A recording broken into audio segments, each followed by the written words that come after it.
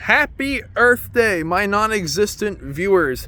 How's everyone doing this lovely Tuesday, which is also an Earth Day, so it's also on Turtle Tuesday and discount day at the movie theater. So I'm gonna hop into the theater soon and see Warfare. I'm pretty intrigued to check this film out. You know, Alex Garland as a director, he's a very acquired taste, and and Eyebrows Kid from Maze Runner is gonna be in it.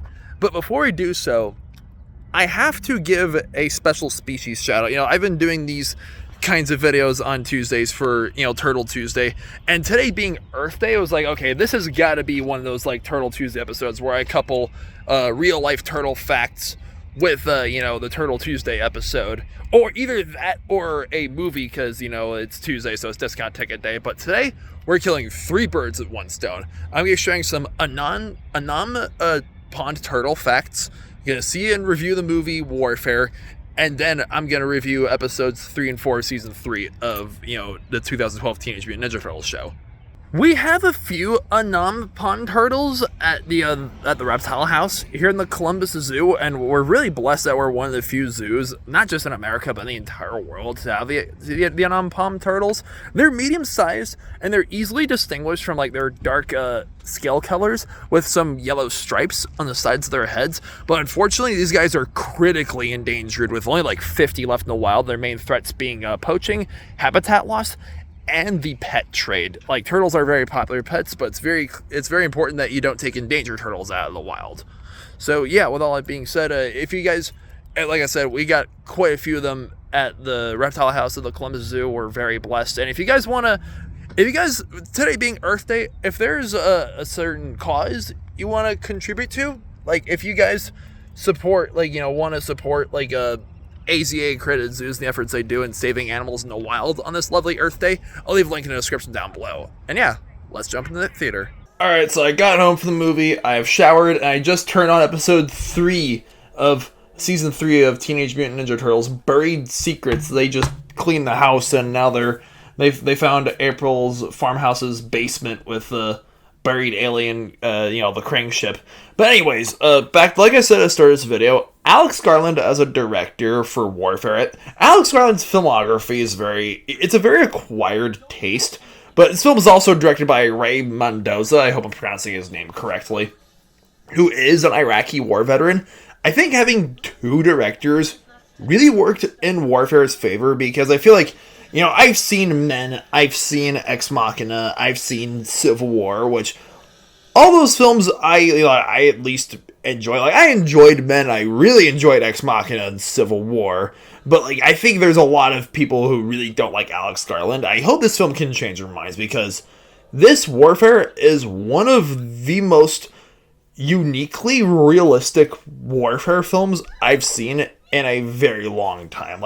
Basically, the whole movie follows this group of soldiers in 2006. It's based on a true story too, where they're stuck in a house because the enemy terrorists are closing in on them. They have to reach out and call for help, and there's and the sound effects, oh my gosh, the sound work in this film, the mixing, the editing was so on point. I think jump scares are at their scariest in non-horror films, because I have a little bit of a confession to make. Not because the film was boring, I was just tired. I dozed off a little bit, but in the first act of the film, then ID explosion goes off, and I'm like, bleh!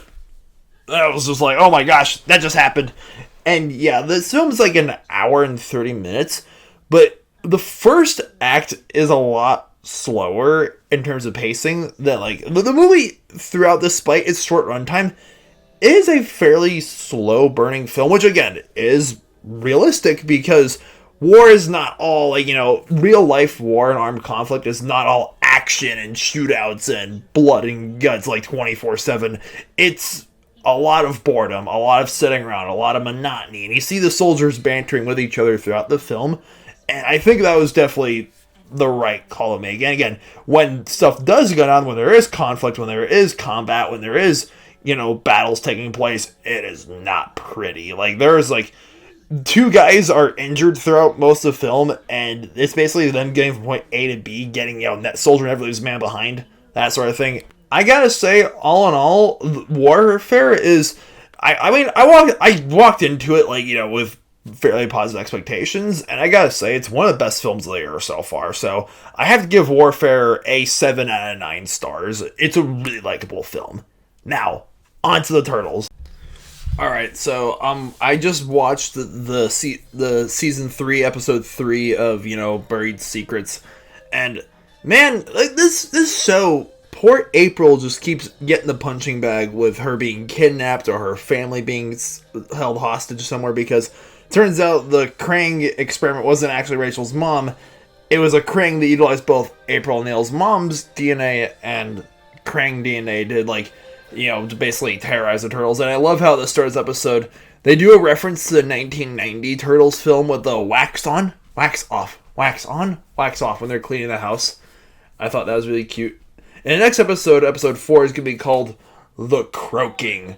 I'm watching the first episode, the start of it right now. But yeah, was Buried Secrets meant to be like the Halloween special? Because there's a lot of really messed up imagery in that episode, like for a kid's cartoon. Even for 2012 standards, it's just like, oh man, I imagine if I watched a show in middle school, I'm sure even middle school me would have been freaked out by that. Or like high school me. I can't imagine how it'd scare the little ones who grew up watching this show, like how I grew up watching a 2003 cartoon. And of course, Mikey is in the house making a mess again. Is it kind of bad that, like, Seth Green, now that Seth Green has replaced Jason Biggs, so a voice actor for the rest of the show, for Leonardo, they keep mistaking Leonardo's voice for Casey Jones's voice for whatever reason? I'm just like, no, that's not Casey, that's Leo. Oh, jeez.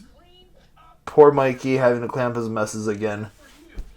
Oh, jeez. Oh, and ice cream. Of course, Ice Cream Kitty gets thrown back into the freezer. Oh, poor Mikey. Just wait until he's the last Ronin. Hee hee. Alright, so I'm at the part in the episode when Napoleon Bonafrog takes Mikey back to his lair of the other mutant frogs, and I'll basically make fun of him for saying that, Napoleon for telling Mikey that he was leader of the frogs. And I like how the frogs are named Genghis and Attila and Napoleon after, like, famous historical generals, but Napoleon is clearly supposed to be a parody of Napoleon Dynamite for this show. Kind of like how Harold is in Total Drama Island. If you watched my top 9 movies I dislike that everyone loves, you probably know, or you may or may not remember me putting Napoleon Dynamite number 2 on that list. I could not get in that movie to save my life. I mean, is it quotable? Sure. But I only watched the movie once in middle school, and I was just like, okay, this movie is so overrated. Like, nothing about it really struck me as funny. Like, Napoleon as a character, he was just unlikable. Oh no, now the frogs are attacking the turtles. And I like how this show keeps the weird cartoon logic whenever, like, a character gets electrocuted, you see their whole, like, x-ray. Which is totally not what happens when you get electrocuted in real life. I think real life electrocutions, you're just, like, you get fried and toasted. Oh, jeez. And now he's, like, the frogs are convinced that the turtles are being held hostage. It's like, it's kind of what you get by, mistreating Mikey, so to speak. I think out of all the 4 turtles, he's one who just needs a little more redirection. He needs help the most. Alright, well, I just watched the end of the Croaking episode, and I like how sympathetic... both these great episodes, once again. I like how they made you empathize with the frogs, because they gave their whole backstory. The reason why they hate humans so much is, again, nothing you haven't seen before, but it's like, how the amphibians used to, like, thrive in the ponds and the lakes and rivers until the humans came in with the machines to build more stores and take away natural habitats. And that's why I'm leaving a link to the description down below, from the zoo, so you guys can support, like, sustainable endeavors to preserve, wildlife and, humanity and stuff like that. And, yeah, I mean, I do feel bad for the frogs when they set the tree on fire by accident in that last fight scene, and the whole thing burns down, but Casey and April, they save Attila, the leader frog, in time. So, like, then Attila realizes, hey, not all humans are bad, like, maybe there could be a day where turtles and frogs and revolting humans can all coexist.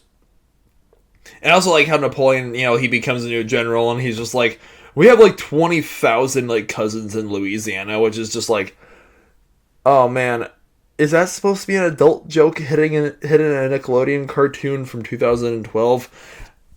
I guess so, maybe not. Hee. Alright, well, anyways, that's gonna do it for this episode of Turtle Tuesdays. Thank you guys so much for watching, and have a very blessed Earth Day, guys. I can't believe April is wrapping up already. Jeez, this year is going by too fast. But yeah, have a good night, and stay beastly.